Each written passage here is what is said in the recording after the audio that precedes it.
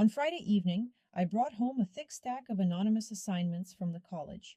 By tradition, students in my evening course, confession as a genre, submit their texts in identical blue envelopes with no names. I like to guess the authors by their style, but this time one confession threw me off completely.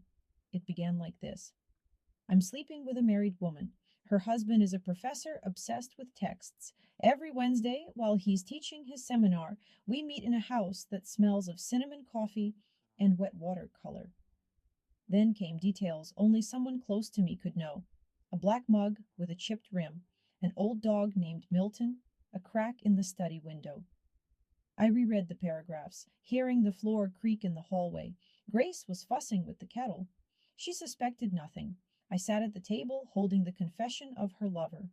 What unsettled me wasn't the word affair itself, but the fact that the letter had reached me on purpose. It was a challenge, disguised as a literary exercise. I started searching for the author's signature: sharp, short sentences, a fondness for parentheses, ironic footnotes. Among the 20 students in the evening class, such mannerisms could belong to 3 men and 1 woman, but which of them would risk so much? On Saturday, I took Milton out to the yard, pretended to read the newspaper, and replayed Grace's routines in my head. In recent months, she really had been coming home late on Wednesdays, corporate yoga after work. I'd never checked. We'd lived together for 8 years, and trust seemed like a wall lamp. It glows quietly in the background until the filament finally burns out. At noon, I came home and noticed something new: a fresh watercolor on the windowsill, a foggy beach signed in tiny script, S. Grace rarely paints and always signs her full name. I sniffed the paper, a faint scent of cinnamon, the very one the anonymous writer mentioned. On Sunday, I went through the attendance lists, trying to match the S to surnames. I found Scott Daly, a quiet librarian who barely speaks in seminars but always brings carefully typed texts. There was also Stephen Moreno, a budding illustrator. He once gave me a postcard with a watercolor landscape. Gray sea, dull horizon. The handwriting matched. I hesitated. Should I call them in one by one? Ask Grace directly? But the words stuck before I could even form them. On Monday, while she was getting ready for work, I asked, "Who are you meeting after the office today?" Grace, without turning around, replied, "My yoga instructor, you know that." Her voice was so casual that something flared in my chest. Either she was a brilliant actress or I was building castles of doubt. That evening, I told my students that next class we'd do a blind reading. Authors would read each other's work aloud, and the audience would try to guess who wrote what. I hoped to hear a familiar rhythm in someone's voice, and maybe catch Grace's eye if, as I was beginning to suspect, she showed up among the listeners. There were 2 days left until Wednesday, and I was pacing the house like, pardon the cliche, a trapped mouse. I searched for confirmation in every little thing. A new jar of cinnamon in the cupboard. My heart raced. A missed call from an unknown number. My palms went clammy. But the main thing was the text. It said that next week she will make a choice, and the author seemed to be waiting for my answer. On Wednesday, an hour before the seminar, Grace texted, "Don't wait for me for dinner." Nothing else. I stared at the screen, felt a chill inside, and realized tonight I would either learn the truth or lose myself completely in suspicion. I left the house so quickly I forgot to turn off the hallway lamp. The bulb kept quietly burning behind me, a reminder of how easily things that seem eternal can burn out. The evening class met in the basement hall of an old Boston library. The books smelled of damp wood, and the lamps cast a honeyed light. I arranged the chairs in a circle, set out a stack of blank sheets. Each student would read a classmate's text, drawn at random from a hat.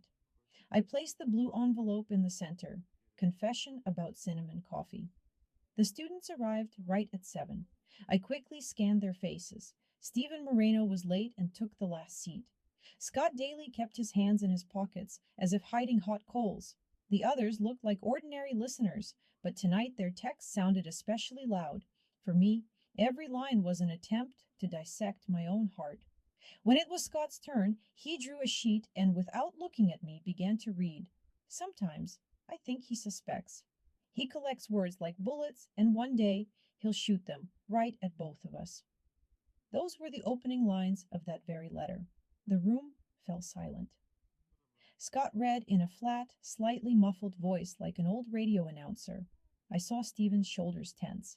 So he was the author, or were they in on it together? When the reading ended, I did something I regretted even before I stood up from my chair. Who wrote the original? Step forward. Stephen blinked as if waking up, but stayed seated. Scott stood. He didn't look at me, just shook his head. I'm not the author, Professor. I was just asked to deliver the letter. Who? My voice cracked, came out hoarse.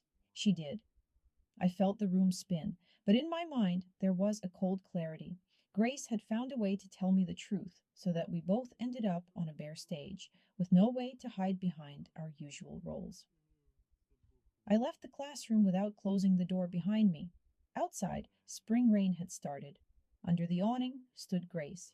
In her hands, a new blue envelope, protected from the drops by a plastic sleeve. She handed it to me without a word. Inside was a short note in her handwriting. I don't know what happens next, but I'm tired of hiding in other people's stories. If you want, read it aloud. If not, burn it. The choice is yours. I didn't open the envelope. I just pressed it to my chest. The rain grew heavier. People hurried past, their faces a blur. In that moment, I realized she was offering not an apology or forgiveness, but honesty, raw, cutting, like paper against skin. For the first time in months, I felt like I could breathe. What happened next is a question I still can't answer.